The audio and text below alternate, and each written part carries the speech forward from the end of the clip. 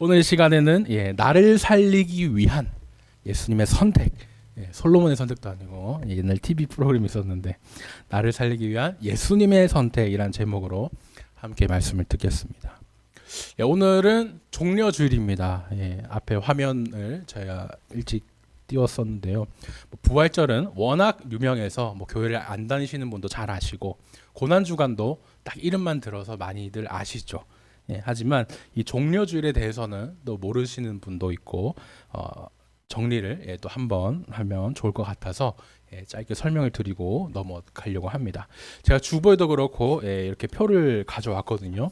저희가 계속 오랫동안 이제 보는 표입니다.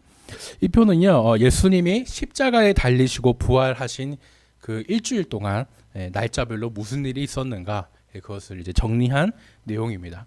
예수님께서 금요일 날, 표에 보시면 두 번째 페이지 금요일 날 이제 십자가 위에서 돌아가시죠. 그러고 나서 금, 토, 일 이 3일 만에 부활을 하십니다.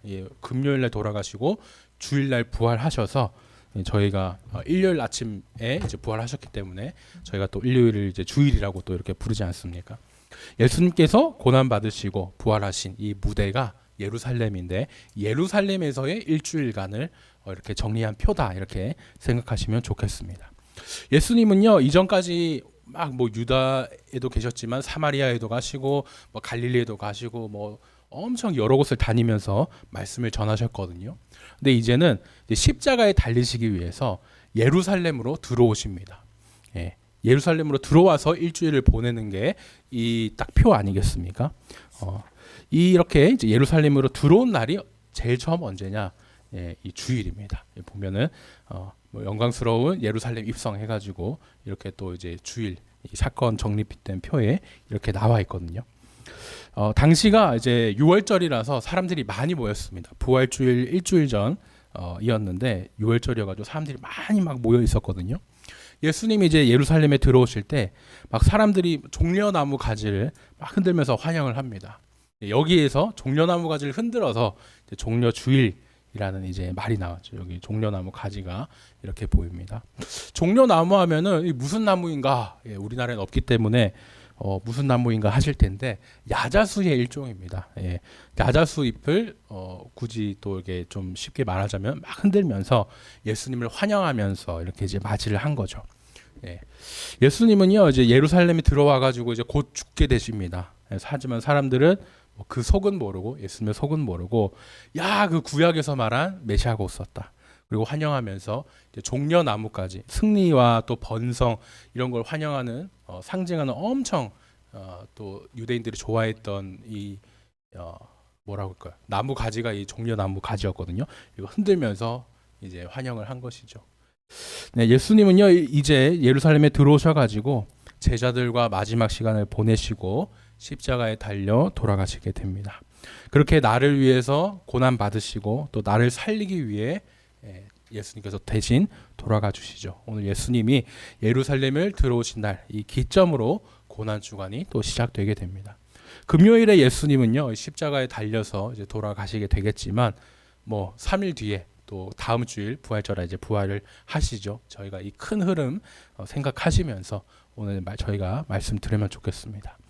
저희가 오늘 읽은 본문은요, 요한복음 18장입니다. 오늘 종려주일 이 말씀을 드렸는데요. 본문이 또 종려주일에 해당하는 그 말씀은 아닙니다. 저희가 부활절날 20장 예수님이 부활하시는 그 본문에 맞춰서 묵상이 돼야 되기 때문에 좀 빨리 지나갔거든요. 그래서 오늘 나누는 본문은 이제 목요일과 금요일 사이에 예수님이 배신을 당하시고 이제 이렇게 끌려가시는 그 내용을 저희가 함께 묵상하게 됩니다.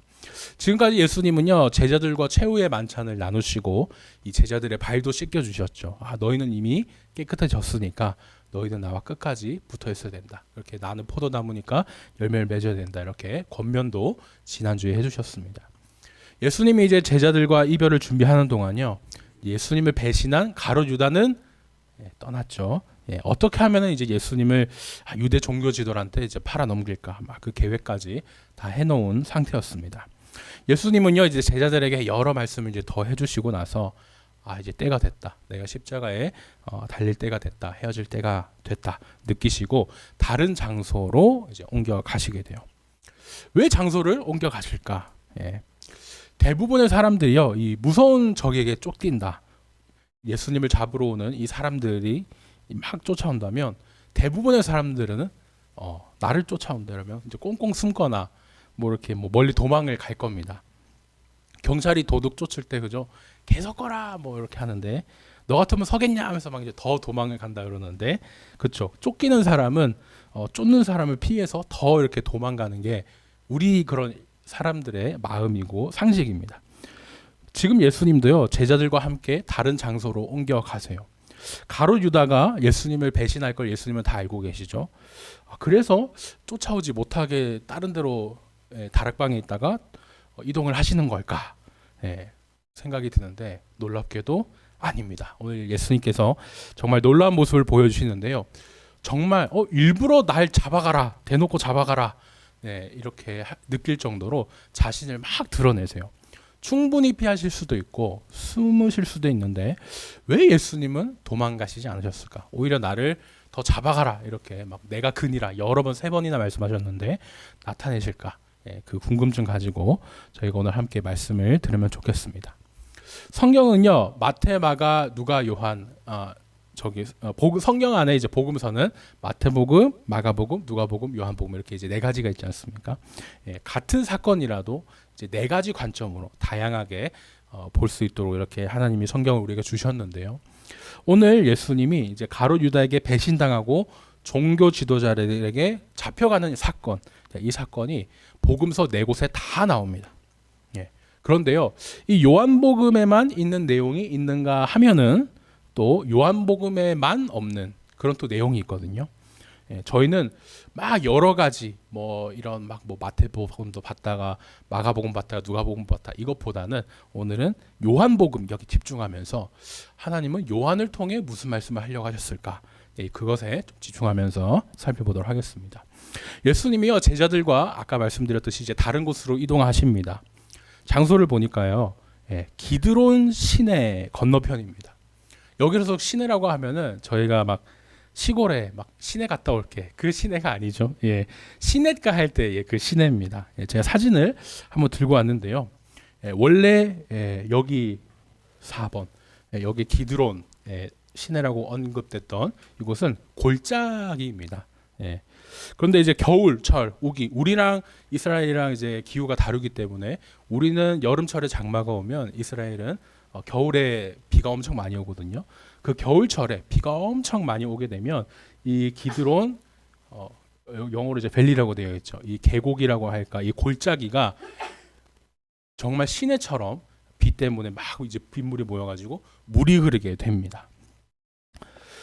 그래서 이제 성경에서는 이제 시내라고 이렇게도 이제 표현을 한 것이죠. 그러니까 시내라고 해도 맞는 것이고 골짜기라고 해도 맞는 것입니다. 그런데 지금 시간대는요 6월절이에요. 우리 달력으로 보면은 3, 4월 달이거든요. 봄에 좀 따스한 그런 날이 이제 6월절이기 때문에 비가 없습니다. 그래서 예수님께서 제자들하고 쉽게 건너갈 수 있었어요. 마가의 다락방이 이쪽에 있었는데 쉽게 여기를 탁 건너가지고 감람산 이쪽으로 지나가시죠. 감람산 저지대에 또 겟세마네 동산이 있었습니다. 그쪽에서 이제 예수님이 제자들과 많이 기도를 하셨는데 많이 평소에 좀 기도하셨던 장소, 제자들과 많이 모였던 장소 거기를 이제 오히려 거기에서 이제 가룟 유다에게 배신당해서 끌려가시게 되는 거죠. 성경에 자주 나오는 이제 감람산, 올리브산이라고도 하는데 보면은 이제 물론 이제 그림이지만 올리브 나무가 이제 빽빽하게 있었습니다. 낮은 곳에 겟세마네 동산이 있었다.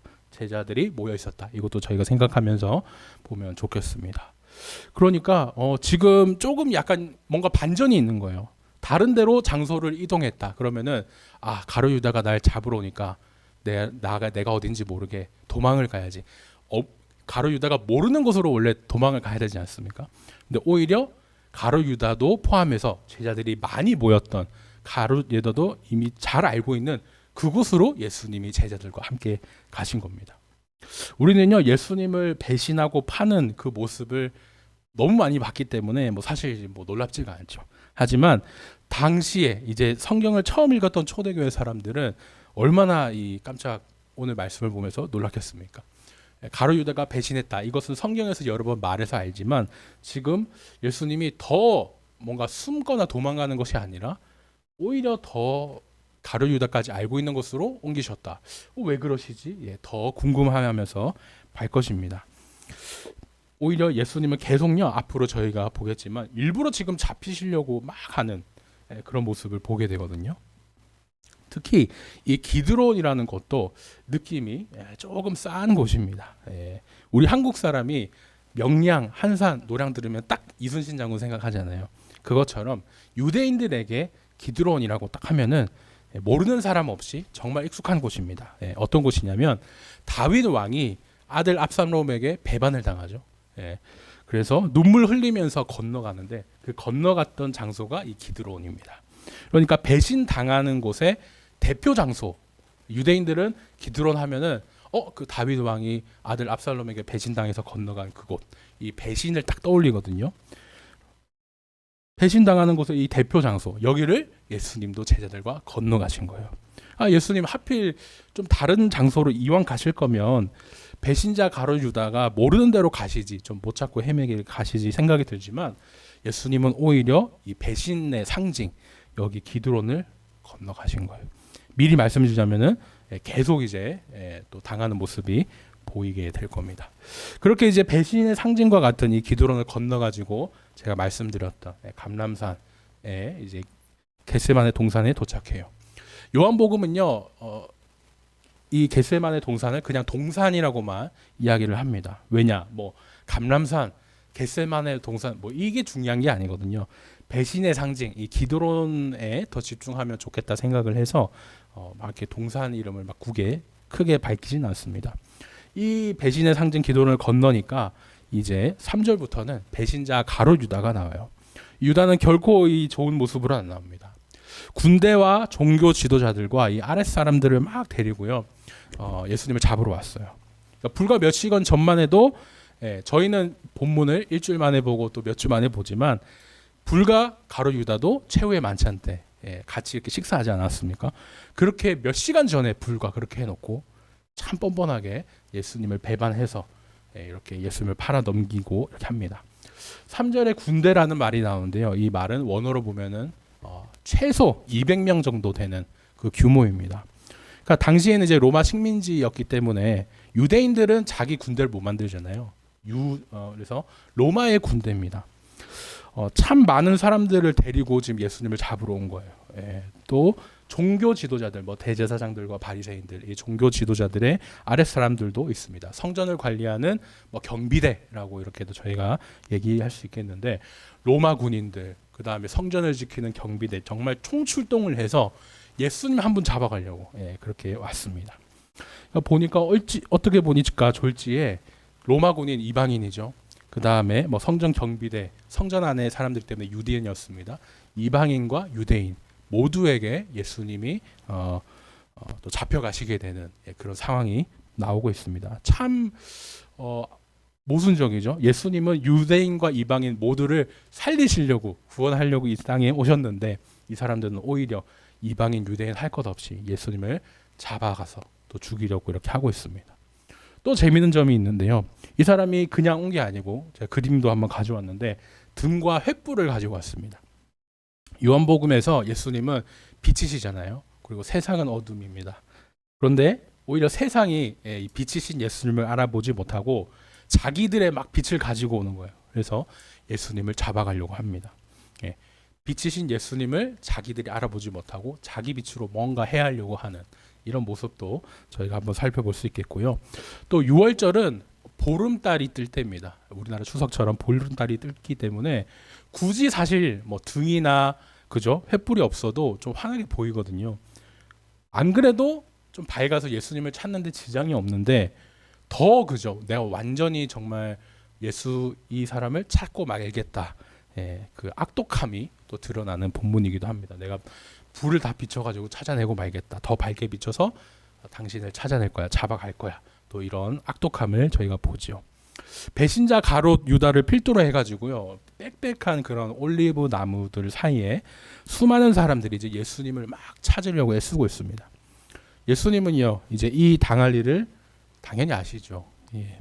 지금 붙잡히면은 졸속 재판을 받을 거고, 누명을 뒤집어 쓸 거고, 십자가에 달려서 돌아가실 것 다 아십니다. 하지만 그럼에도 불구하고 예수님은요, 자신을 찾고 있는 막 그런 사람들한테 불 두고 찾아 있는 사람들 가가지고 묻는 거예요.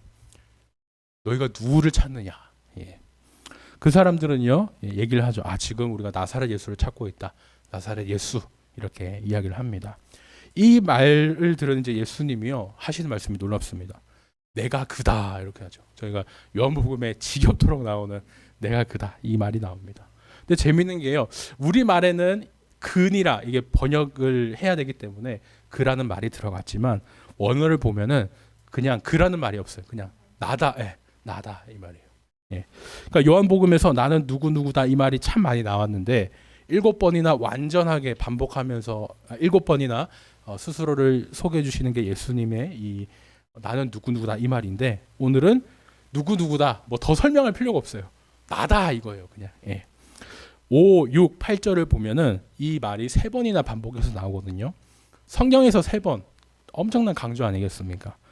이 나다, 이렇게 얘기하시는 거를 엄청 강조하고 계신데 왜 강조를 하시느냐? 출애굽기 3장에서 하나님이 이제 모세에게 자신의 이름을 가르쳐 주셨잖아요. 하나님, 제가 뭐 파라오 앞에 가가지고 어떻게 제가 뭐 백성들을 이끌겠습니까? 나는 하나님의 이름도 모릅니다, 할 때 하나님이 모세에게 이름을 가르쳐 주시거든요. 나는 여호와다 하면서 이름을 가르쳐 주시는데, 그게 스스로 있는 자라는 이제 그 뜻을 가지고 있죠. 하나님이 나의 이름은 스스로 있는 자야, 이렇게 이제 말씀해 주신 것과 예수님이 나다 하신 게 이 또 똑같은 말입니다. 이 좋은 성경을 보시면 저희가 각주가 있잖아요. 막 이상하다는 말은 죄송합니다. 막 주석 설명이 있는 것보다 성경 자체에 이런 각주 달린 이런 성경이 정말 좋은 성경이거든요. 각주로 달린 걸 보면은 개역 개정 기준으로 스스로 있는 자 밑에 나는 나다라고 이렇게 되어 있습니다. 그러니까 정말 이게 예수님이 나다라고 얘기한 것과 지금 다 이어지고 있는 거예요. 몇백 명 되는 사람이 예수님을 막 이제 찾고 있습니다.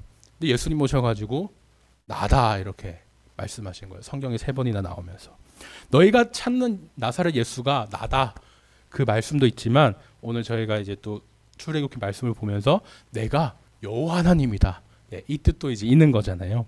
다시 한번 나다, 이렇게 이제 말씀을 하시니까 사람들이 이번에는 이제 놀라가지고 이제 엎드리게 됩니다.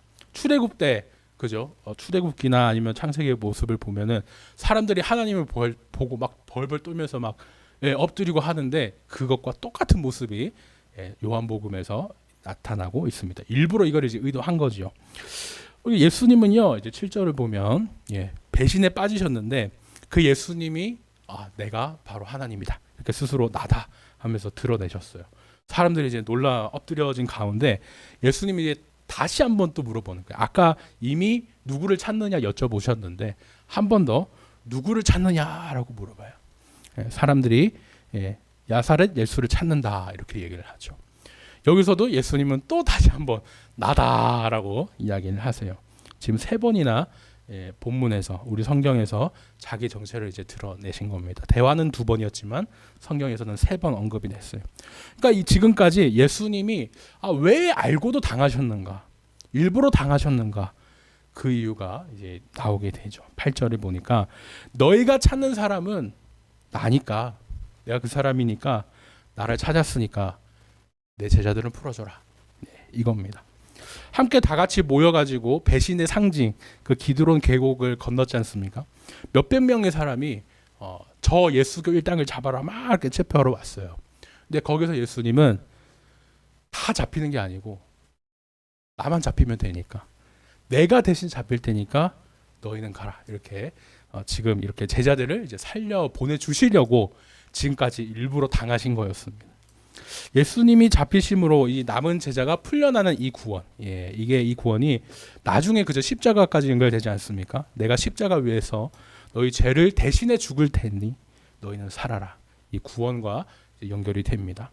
구절 말씀도요. 이제 앞에 17장에서 이미 해주신 말씀이었거든요.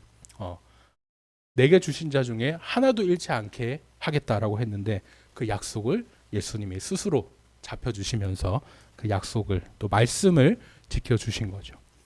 예수님은요 구약 성경에서 말씀하신 대로 또 제자들에게 말씀하신 대로 반드시 그 약속을 지켜주십니다.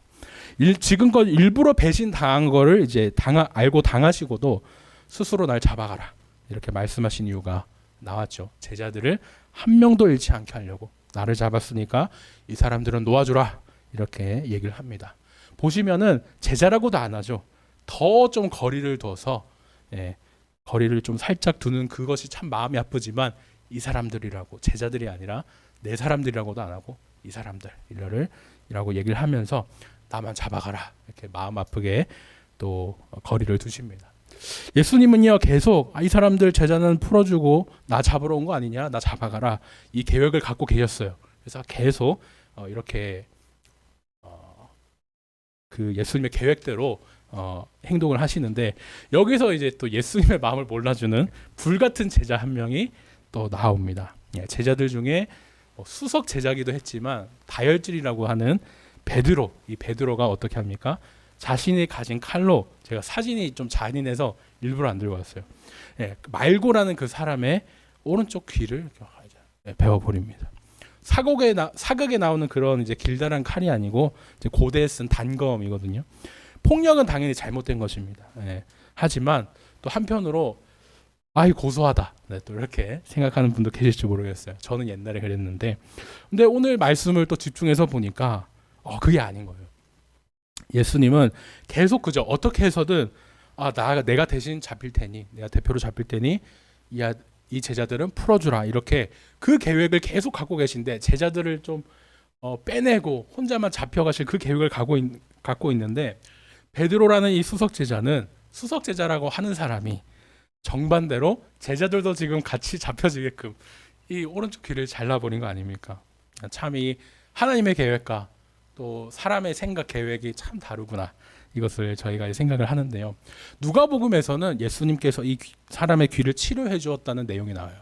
하지만 요한복음에서는 이 사람의 귀를 치료해 줬다는 내용이 보니까 없습니다. 그러니까 누가복음을 읽으면 저희가 예수님이 이 사람의 귀를 치료해 줬으니까 이 배인 게 없던 일이 됐잖아요.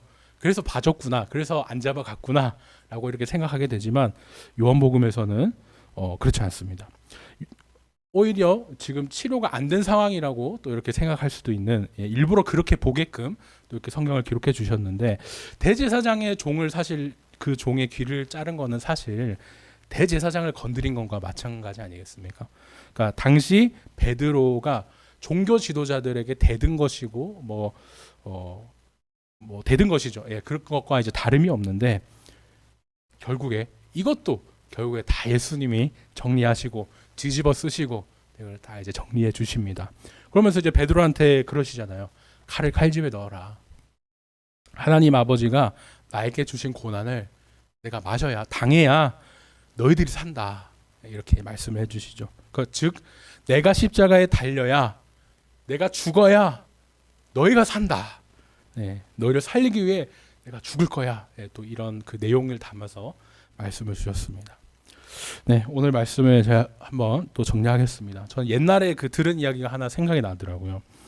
어떤 정글에서 이제 어미 사슴과 새끼 사슴이 막 사자에게 쫓기고 있습니다. 사자는 이제 둘 중에 제일 만만한 게 새끼 사슴이기 때문에 이렇게 멀리 도망을 못 가기 때문에 이 새끼 사슴을 목표로 담아가지고 막 이제 잡으려고 막 뛰어가요. 새끼 사슴이 열심히 도망을 치지만 더 이상 이제 너무 어리기 때문에 도망갈 힘이 없고 이제 지쳐갑니다. 어미 사슴이 새끼 사슴의 이 상황을 알죠. 결심을 합니다. 자기가 속도를 줄여가지고 대신 사자의 관심을 새끼가 아니라 자기한테 딱 가져오는 거예요. 그리고 나서 결국에 어미가 사자에게 먹힙니다. 왜? 새끼 사슴을 살리기 위해서. 새끼 사슴은요 몰라요. 막 당장 이제 자기가 살아야 되잖아. 그러니까 막 이렇게 뒤도 돌아오지 않고 열심히 자기 은식처로 집으로 도망갑니다. 나중에 이제 도착해서 알죠. 왜 어머니가 돌아와주지 않지? 예. 나중에 뭐 동물이니까 어떻게 될지 모르겠지만 나를 살리려고 엄마가 그렇게 했구나. 그것을 또 이렇게 알게 됩니다. 이 뭐 얘기거든요. 다큐멘터리에서 있었던 일인지 뭐 가상의 이야기인지 뭐 이거 뭐 확인할 방법이 없지만 참 이야기를 생각하면서 이런 동물의 자식을 위해 헌신한 부모님의 사랑도 우리가 감동이 있는데 정말 있었던 우리 성경에 기록되어 있던 예수님의 사랑은 얼마나 참 더 큰 감동이 있습니까? 예수님은 모든 것을 다 아시면서도 그죠? 너무나 뻔한 배신과 그 배신의 상징인 그런 곳을 건너서 가시면서도 그 계획 속에 자신을 그냥 내어주셨어요. 하나님의 뜻에 따라 십자가에 달려 죽으시고 또 그렇게 우리를 살려주셔야 했기 때문에 기꺼이 그래, 내가 죽겠다. 그 고난을 감당하셨죠. 내가 잡힐 테니까 이 사람은 돌아줘라. 내가 십자가에서 죽을 테니까 너희는 나를 믿고 구원을 얻으라. 이 사랑을 보여주셨습니다. 이것이 나를 살리기 위한 예수님의 선택이었습니다. 예수님이요 일부러 알고 당하신 배신과 또 이 고난을 보면서 저희가 또 한 주간 묵상할 수 있겠죠. 그럼 나도 목사님 알고도 사기를 당해줘야 된다 이 말입니까? 예, 그거는 또 잘못된 적용입니다. 예수님은 하나님이시기 때문에 예수님의 고난과 예수님이 고난 받으셨으니까 우리도 뭐 고난 주간 일주일 동안 고난을 받자. 이거는 의도는 좋은데 예수님의 고난과 우리의 고난은 또 같을 수가 없거든요. 예, 다만 우리는 고난 주간에 나를 살리기 위해 예수님이 스스로 죽어주셨는데 그 예수님의 사랑을 다시 한번 생각하면서 그 마음을 저희가 이번 고난 주간 동안 깊이 묵상할 수 있었으면 좋겠습니다. 오늘 예수님이요 예루살렘에 들어오신 이 종려주일을 시작으로 일주일간 고난 주간이 시작됩니다. 다음 주일은 이제 부활주의로서 또 저희가 베다니 교회와 연합 예배를 드리거든요. 성찬도 이제 나눌 겁니다. 고난 주간에 고난을 묵상한 만큼 이 부활주일의 기쁨이 크게 느껴지거든요. 또 성찬에서 부어주시는 은혜도 엄청 크게 저희가 느낄 수 있습니다. 예수님이 나를 위해 해주신 그 선택, 나를 위해 받으신 그 고난을 생각하면서 이번 한 주 잘 보내시기를 축원하겠습니다. 바라기는요 이번 한 주 나를 살리기 위한 예수님의 선택과 고난을 묵상하시며 부활주의를 기다리는 저와 우리 모든 늘창의 성도님 되시기를 예수님의 이름으로 축원합니다.